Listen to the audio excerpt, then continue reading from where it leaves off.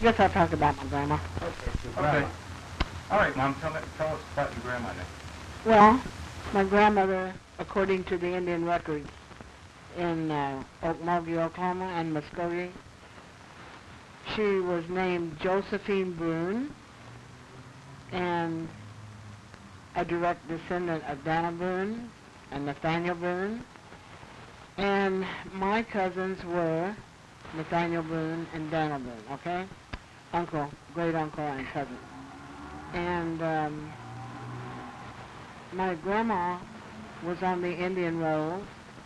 So was her son, Tom Corey, because she was married to a Corey who was Syrian, and all her kids were named Corey. There was my mother, Evelina, there was Tommy, and there was Cordelia, 3 children. And every time I think of Cordelia, I have to laugh. And I know this is out of place in this interview, but Cordelia was so thin and a very beautiful, such a beautiful woman. Everybody looked at her when she walked in a room, and she had class and style, even though they were poor. But she met this rich man named Jimmy Anthus, and she wanted to impress him, and her legs were very thin. Like I said, she was very tall. So in those days, they had the heavy stockings that you wore, and she put on 3 pair of stockings to make her legs look fuller so that he might like her. Well, she wound up marrying him, and they bought a whole city block in Muskogee, Oklahoma, where they had this huge, huge home, larger than most of these here in Hollywood. It was like a movie star's home, and they had servants and maids, and I was invited there through my cousin, Betty Lou, who was her daughter, and they put me at this end of this long table. I'd never seen a table that long. It must have seated 20, and to me that was a lot, you know, being like 10 or 11 years old. And when the butler came to hand me on a silver platter some bread, I looked at it and I thought, what do I do? So I took my fork and put it on my plate, and he kind of chuckled about that. And then they had a big banister. We slid down the banister. That was Cordelia's life. Now, my Uncle Tommy was married to Marie Corey, naturally. And Marie and Tommy were together many, many, many years. They had no children. Cordelia had Jimmy Anthus and Betty Lou. And Tommy didn't have any. And Tommy had a pretty good life in that he got Indian money from the Indian land, quite a bit, enough to buy a restaurant, bar, I've forgotten what else, but he was living pretty good. In fact, almost too good.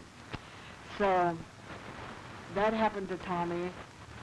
They were married till his wife went blind at the end, Marie Corey, and Tommy had a very tragic thing happen to him. I don't know whether I should put it on tape or not. In his early years, he got involved with some gangsters. Well, we all were. I was just a baby, but I've been told he got involved with some gangsters, and he got into drugs. And so he got off the drugs through Christianity, and he was living a real nice life. And then all of a sudden, he got a job in Las Vegas working on that dam. And he would drive back and forth, you know, when he had time off, days off. Well, one time he was very sleepy, and he was coming that long highway, and he went off into the, sand, the desert sand, and he rolled and rolled and rolled in his car, and it's just a good thing. They didn't find him for a couple of days, and he was very badly, broken bones and what have you. They started giving him, what's that medicine that they give you? Morphine. Morphine. Started giving him morphine, and it got him hooked again. And he was 42. Well, he came back home, back and forth, and then finally Marie realized what was wrong with Tommy, that he was back on the stuff. I think she found like a spoon thing that they put it in or something to mix the stuff. Anyway, so he told her because of him going to church and trying to be good again, that he wanted to get off the stuff. And so he himself phoned the police, the LA police. They lived in Whittier, past Montebello. And he phoned the police, and he said, I'm giving myself up. And he showed them the stuff, gave it to them. And they admired him for doing that. And they took him to jail. That was like on a Friday. And Saturday we got a telephone call that someone in the jail had given him an overdose, and he died at 42. Wow. Very nice young man, you know, when he was off of everything. And then that's Cordelia, and that's Tommy, and my poor mom was just kind of like poor. She was 13 when she married Bob Overton, my brother Bob Overton's father. And naturally, at that age, she got pregnant. That's why she got married. And at that age, even in those days, the parents wanted a no. So that was a no. And then she met a second man, whom I don't even know the name because she never told me. And she had a second baby. And that baby was what in those days they called a blue baby. And I forget, they have a name for it today. Same thing. They die at birth. So I pictured my mother and my grandmother, because she's told me this story, in this Model A or Model T car, sitting in the back seat. A friend drove them to the cemetery. Just my mother and my grandmother. And my mother had a little casket on her lap. And they buried the baby, just the two of them. And that made my mother so sad. And she was so young. She wasn't even 16 yet. Then she met my dad, Blue Culver, part Indian. His parents were full-blood Indians, the way I understand it, which makes me quite a bit. Indian on my grandma's side and Indian on his side. And my mother said that they went to live with his parents because she was pregnant with me. By the way, my grandmother had Bob Overton with her because Evelina couldn't have two children with her at that time. So she had me with her. I mean, she went to live with them, and before I was born. But my dad evidently worked sometime, but not a lot. He was a gambler. And she said one day we had food, and the next day we didn't. So we would just go to Mom and Dad's and eat, you know. She said, but he was just the love of her life, and she would never, ever forget him. His parents drove him apart. So here is this 16-year-old girl with two children, technically three, one died, living with her mom in a home that somebody just let them live in for nothing, because this was Depression. And I can remember the house. We had the house, but there wasn't furniture to speak of. You know, we slept on mattresses on the floor, and three of them on a mattress, you know, all together and cozy. And my memory there at that house is mostly about my kitty cat. And to this day, I think they're just adorable when they're little. And if they stayed miniature, I'd have a dozen. But the big cats, because of my cat, frightened me. I had this cat that would come to meet me at the corner when I got out of school. And that cat would be there every afternoon. And I'd go home and take a nap. Well, I was napping, and I was in the second story, and the cat came into the room. And I had just drank a glass of milk, and I guess it was on my lips. And my uncle came into the room, Tommy, and he told me this, that the cat was on my chest, pumping my chest with its mouth here. Okay, I couldn't remember the name of the other person that was in my grandmother's life was Clyde Barrows. Anyway, my grandmother needed money quite often, and so she had a set of friends who would have her tell their fortune because she always seemed to be right, and they would pay her money for this. I went with her once to a lady's home. I remember it well because I'd never eaten liverwurst before, and she offered me a sandwich, and it was so good. I'm so particular today that I was shocked when I grew up and found out it was liverwurst. But anyway, very good. My grandmother told fortunes with coffee grounds. She had them drink a cup of coffee. Those were the days when the coffee grounds stayed in the cup. Anyway, they would take the cup, turn it upside down after they were through with it, turn it 3 times, 3 different ways, and then upright hand it to my grandmother. And it was really odd because inside the cup there are like figures and numbers and all kinds of things, and she would tell the fortune. And this lady swore by my grandmother that everything she told her, because my grandmother said, you'll be getting a letter and it will have X amount of dollars and it'll come next Thursday, and it came true. So she was really into this with my grandmother. But we got outside and my grandmother said, oh, I have a terrible headache. And I said, why? We ate in there and everything, which we didn't get to do that often. Anyway, and she said, Betty, don't ever do what you saw me do. And I said, why? She said, because it's evil. It's the work of the devil. And every time I do this, I get terrible headaches. I know that it isn't from God.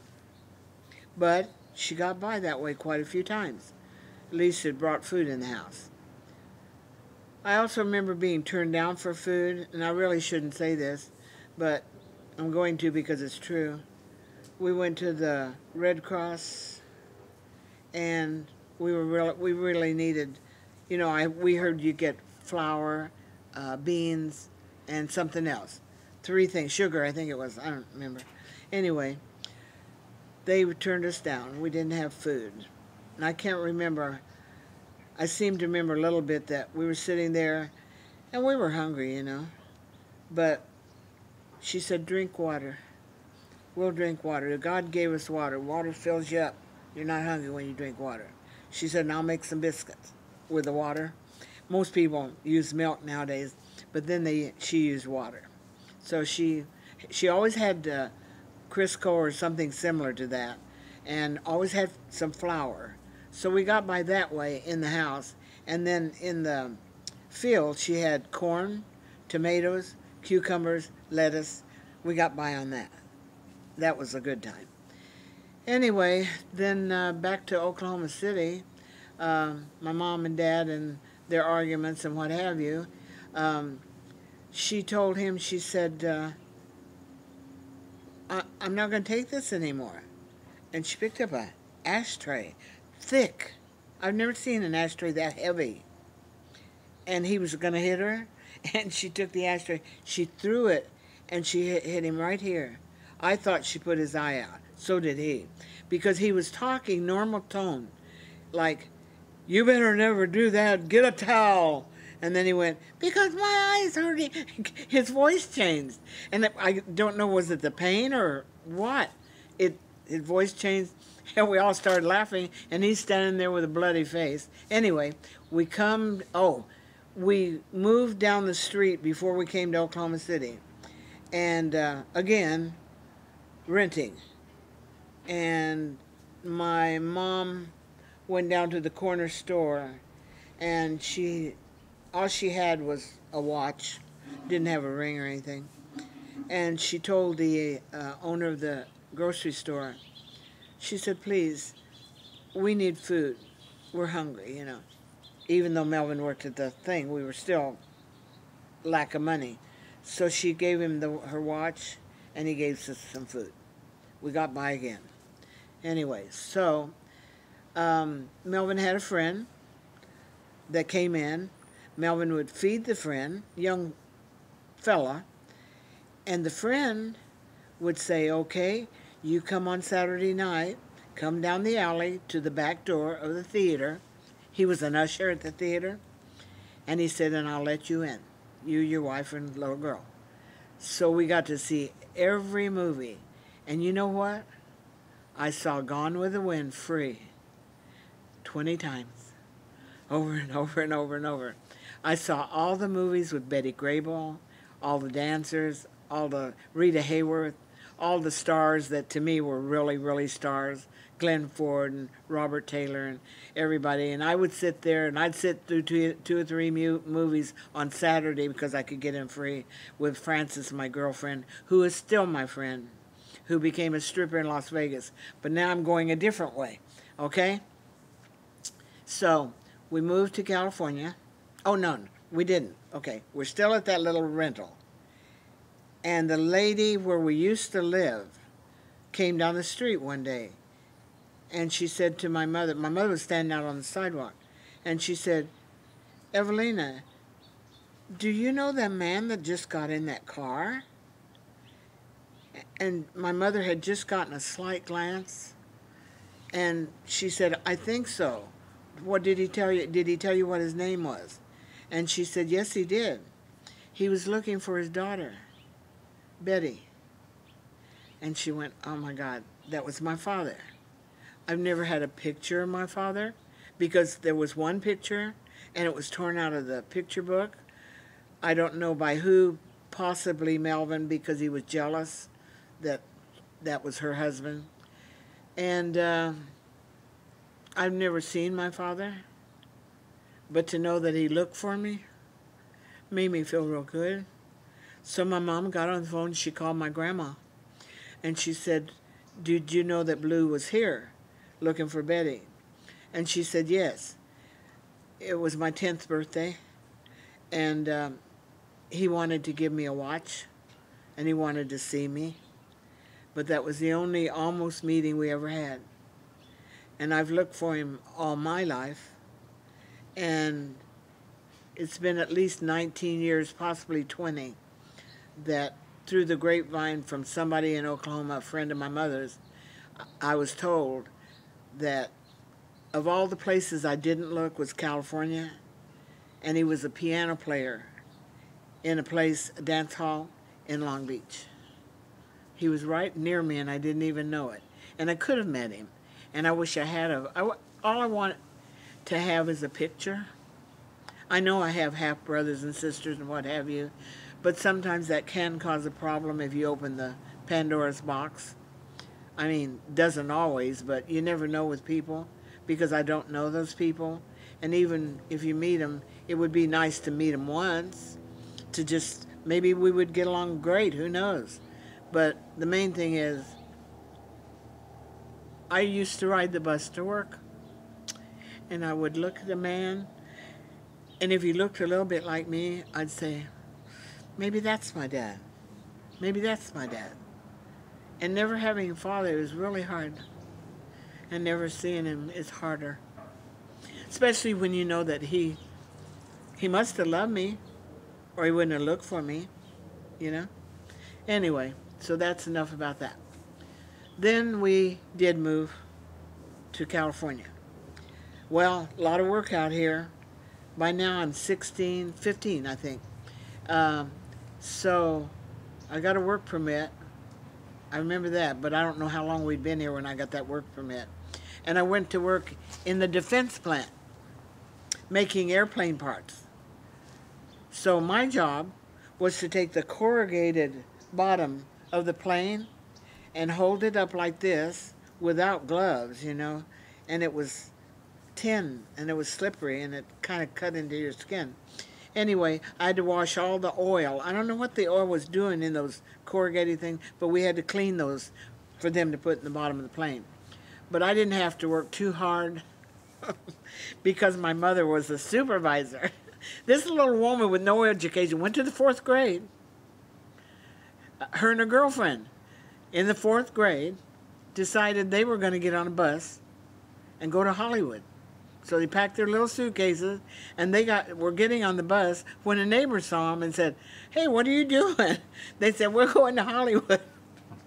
Anyway, that's another story just interjected in there because it's kind of funny to me that these 2 little girls were going to come to Hollywood. And she actually wound up close by. My dad got a job at the Brown Derby as chief chef, and he was very, very good. Then he went to work for Kaiser Steel, and that's where he worked until he passed away.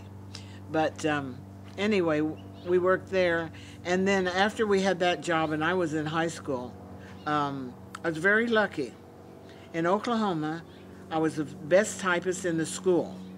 So I didn't have to take typing out here from the 10th grade through the 12th. I just sat in the office and did what the teachers wanted, you know, the principal and stuff. Anyway, now things are just jumping into my head. Anyway, my dad worked at the Brown Derby and... Which one? In Hollywood. The one it was across from that theater where Merv Griffin had his TV shows. On Vine Street? On Vine. And he worked there until he went into the Kaiser Steel. But he went into Kaiser Steel because they moved to Fontana. They moved away from Los Angeles. This is not about my life, but I was the ticket taker in the theater. United Artists Theater on Whittier Boulevard. There was the Golden Gate, the United Artists, and another little show, cowboy show across the street. And I was the head cashier, and I worked for Spiros Skouras, who's, I didn't realize it, but he's a famous man. Very nice to me. I only met him twice. But if you didn't fit in the uniform, you didn't get the job, and luckily I fit into the uniform, because then I was thin and trim. And that's where I met Jim at the theater. Prior to that, I used to go to a lot of dances, and I'm off my mom and my grandma now, aren't I? It's okay. I didn't intend to talk about myself, because there was a lot more to them that I guess I've skipped over, because I can't remember it exactly. And there's a lot that went on. It was hard times. It would make a great movie if I could remember the rest of the stuff. Or a great book. There's a lot of things that I could put in the book. There's a lot of things I remember at home that I don't remember here right now. Anyway. How old was she when she had all the kids? 3 children, 3 husbands by 16. My mom? Yeah. Yeah. Very young. Well, she told me later on, much later in my life, that her mother wasn't always around, and she kind of had to fend for herself. But her mother was just trying to make a living too, you know. So it was hard for my mom and my grandmother. But everybody loved my grandmother, and I loved her very, very much. She was so good to me.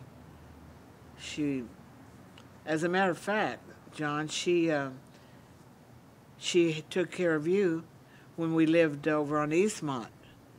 And she held Dolly in her arms after she was born, and then she passed away of diabetes. But everybody loved, and we all called her Mama.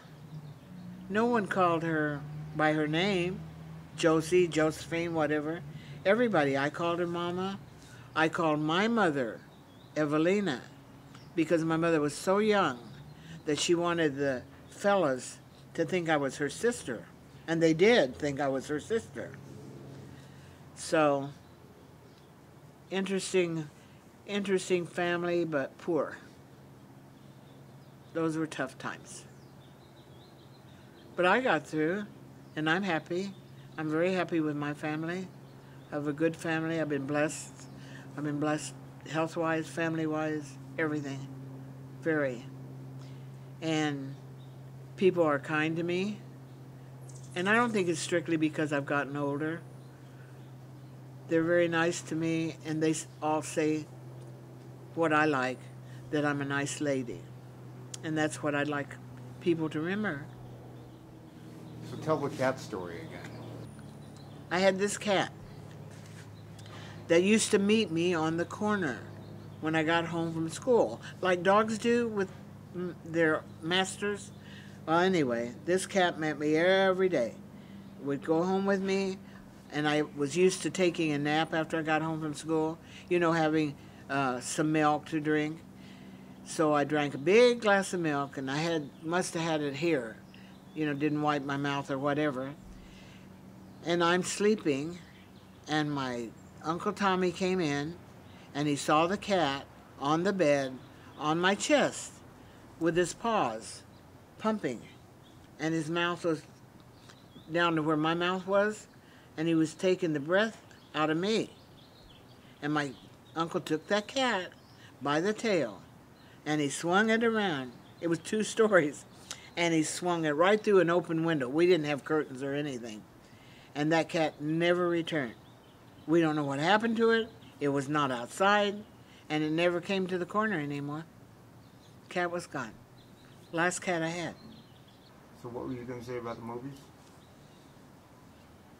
Oh, I wanted to be in the movies. When we came out here, because of Francis, my best friend, being a dancer, we used to dance at the USO. She and I. Which one? Hollywood, Palladium. I think it was the Palladium. Yeah. Anyway. Not the Hollywood Canteen? Yes. Yes.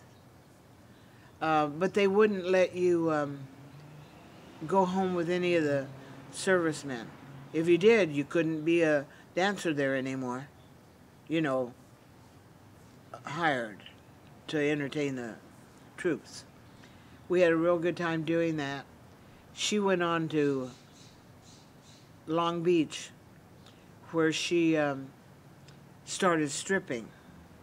But stripping then, they were covered with as more than they have today in Hollywood, you know. They were pretty well covered top and bottom. She was an exotic dancer herself. She had her own routine. She was the only acrobatic dancer in stripping. In fact, Arthur Godfrey, I still have the clipping, said she was one of the best entertainers that he had ever seen.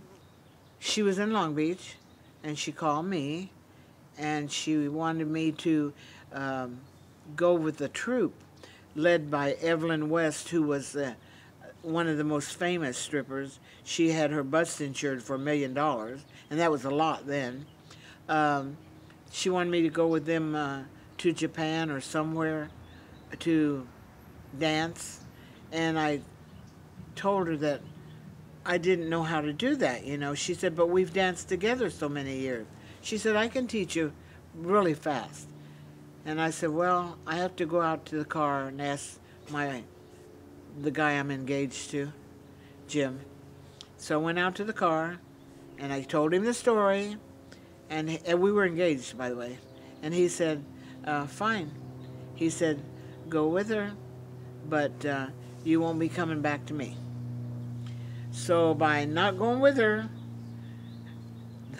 the fella taking the picture, the camera, behind the camera, is here today, because otherwise, who knows? So something real good happened by me marrying and having you and Dolly. Good. Okay. I think that's good, Mom. We did a lot. We covered a lot. Huh? It's a true story. Certainly all of us in the family want it. Well, everybody, it's funny because everybody, when Shirley Temple was in, everybody would compare that little girl with Shirley Temple and try to make him look like her and what have you. The funny thing is, I don't see any resemblance, and there isn't any, but they all referred to me as Jane Withers. And I could never understand that. To this day, I can't understand that. I guess it's because she did act kind of silly, and I always acted silly. And I used to imitate a lot of the movie stars, and we had those shows like kids do with a curtain out in the yard and cost a penny to get in. So I liked doing things like that when I was growing up. That was fun, a lot of fun. I think it was from seeing so many movies that I wanted to be up there. I wanted to be somebody that danced, like Rita Hayworth. She was very good. Betty Grable, very good. Alice Faye, very good. And all those ended up in Palm Springs, close to where I live now. No, I just wanted to perform. But that wasn't my calling, so here I am. And I'm happy. Had a good life, like I said, the whole time. And the last 7 years have been really good because of Victor. I don't know what I'd do without you. He's sitting over there behind you, and he's my right-hand companion. I don't even remember my pills, but he does. So, no, he's very good to me, and I thank him a lot, and I love you a lot. I love my family. Yep, I love my family, my son, my daughter. Their companions I love. I've just been 90% one of the luckiest women in this world. When you really get down to it. When I think of everybody and everything, that wasn't so bad, what I went through. I feel sorry for my mother and grandma because of what they had to go through. Oh, did I tell you? My grandma had hair down to the bend of her knee and never cut it. And she'd braid it, and then she'd take it and go like this, and make a big bun on her head. But how she washed that hair in that tub, they would call it a wash tub then, made out of tin or whatever. How she did that, I don't know. The miracle. But she was a good woman, my grandma was. I wish she had had a better life. And I have a brother, Bob, who we've gotten, closer in the later years. And he's good. Oh, my grandma always made me go. Every Saturday, we walked 3 miles from her house to town. And we had that's $2 or whatever, okay, to spend. She spent hers on RC Cola. We'd sit at a little soda shop and she'd drink that RC. Boy, she'd savor it because she loved it so much. All the Indians would be out on the, like a brick wall, sitting there, And then we went to powwows. I think that's one reason that I'm afraid of snakes. Because they had their powwows with, danced with them. And Talk about some of the animals you had as pets. Some of the animals, you mean like our dogs? Yeah. Oh, we had quite a few. I can only think of a few. I can think of Pal and Snoopy, little black and white dog. Pal was white. And then, What kind of dog was Pal? just a mutt, Yeah. white. I seem to like white dogs. How old was Dolly and I when Pal was? Very little. Like 3. There's only a year or so between you. And was that the first dog? I think so. What other dogs? In other words, after that? We got Hyso, and the way he got his name was, I couldn't think of a name for this darling Yorkie Peekapoo. He was all three, and he was so cute. And I couldn't think of a name for him. So one morning I was cooking breakfast, and he came around the kitchen corner, and I said, "Hi, so there you are." And then I just, Hyso. Good name. So I named him Hyso. Hyso was the second dog? Uh-huh. Then who after that? Well, we had Snoopy along with Hyso. Do you remember that? Yeah. Yeah, Snoopy was a good little dog. And I always had dogs growing up, and I wasn't a cat lover because I felt like they were kind of like sneaky. You never knew they were there, and then all of a sudden they jump at you. So I wasn't really a cat lover.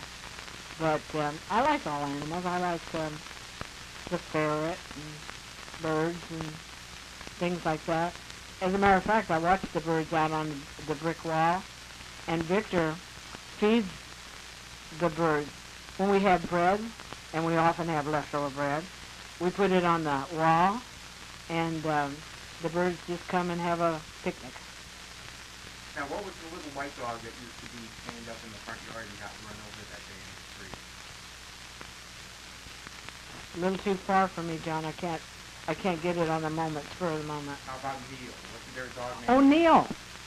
Neil was like Hyso, that kind of a dog. I seem to go for terriers, you know, with a lot of hair. And there was another good dog. All my dogs were good. They minded very well, and every one of them could sit up, not just sit up and then fall down again, but they could sit for a long time because I just taught them that way. Now, was Neil the dog that fit inside the box, the oatmeal box? Yes, yes. And how did he pass on? Most of them died of old age. I just fed them too well.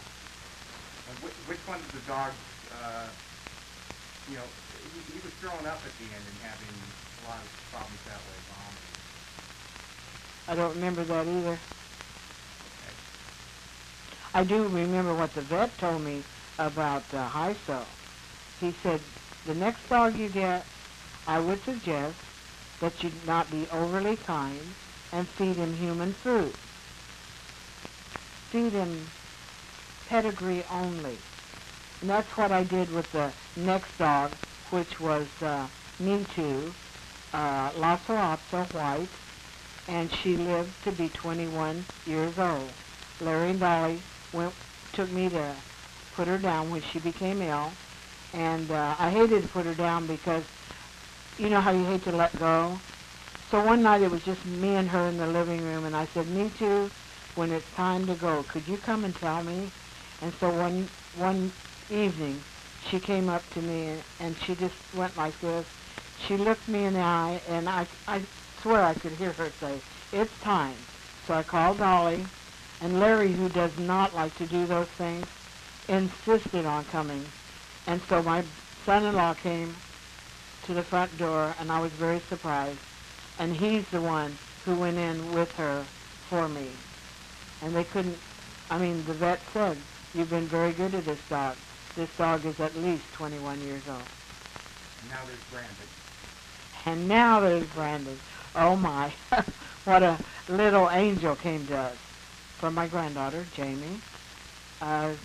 She had to find another home for him, and she was going to see if, she could get someone to take him, and somebody suggested maybe Grandma. And I hadn't wanted a dog because I could get up and go when I wanted to, this, that, and the other thing. But I took her. Victor was with me, and I asked Victor, I said, Victor, what do you think? Do you like dogs? Oh, he likes dogs. That's his dog because Brandon loves him so much, so much. So now we have this wonderful little dog who understands French. Victor was talking to him in English. Come here, do this, sit down, lay down, whatever. And sometimes he'd do it, sometimes he wouldn't. Then Victor talked to him in French, and he does everything that Victor says if you speak French. I don't, so that's why Victor talks to him. And Victor takes care of him, gives him his medicine, and he had a little problem with his hip, but now he's fine. But he's the most lovable dog. Everybody loves Brandon. He has the most beautiful face for a Yorkie that you could ever find. This morning, well, Brandon knows when we're going to leave, especially when I'm going to go to the hairdresser. When I sit down at my dressing table to put my makeup on, he sits at the corner of the dressing table, and he just talks and talks, the row. I don't want you to go. But then when I tell him, Brandon, I'm just going to the hairdresser, I'll be back, he'll accept it. But not this morning. This morning, he saw me come dressed better than usual with a long dress on. And bang, he knew something was up. I'm going to leave. Victor's going to leave. So Victor let him out the back door. And I said, where's Brandon? Because he was out there way too long. So he said, I don't know. I'll go look and see. And guess where Brandon was? He was in back of the garbage can, the big, tall garbage can, sitting as close as he could to the block wall to hide, so that we couldn't go, because he knew we would go without him getting in the house. So we brought him in, and Victor told him, we'll be back. We'll be back, Brandon. And that appeased him, and he was okay. So talk about this book you want to make. The book? Yeah. I don't want to say too much about the book because I don't want someone to see this and steal the idea. Because the opening scene alone will make people stay for the movie. Because it's that good. And I'm not saying that because it was my mom. It's just because it was her life, and it was so different in the Depression days. And we did have a very hard time, getting through that. Little food, young woman, raising kids. It was very difficult. I wish there was some way that I could get in touch with someone like Tom Hanks or someone in that category that would take this and really do something with it. I know they would, if I could just get to them. But anyway, it'll be a good book and a good movie if I last long enough. Okay. But every day is a new day. And if you wanted to say something to Dolly and the grandkids and everyone? Yeah. You and Dolly both know how much I love you. And you've been my whole life. You're everything to me. And I thank God every day. I don't know how I was the lucky one, or we, I should say, with Jim, to get 2 kids. I tell everybody this. My kids aren't perfect, but they're as close to it as you can get. And there's not enough words, but you know it anyway. Yeah. And as far as my grandkids, I feel the same way. And I love their children.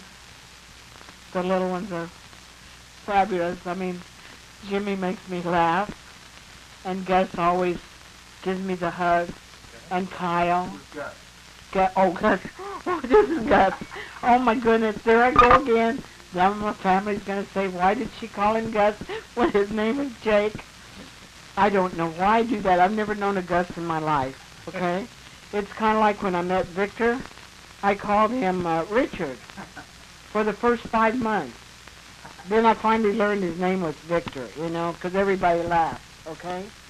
So, anyway, and then there's Jillian and Kyle, and they're all very loving children, and they're funny, and they make me happy.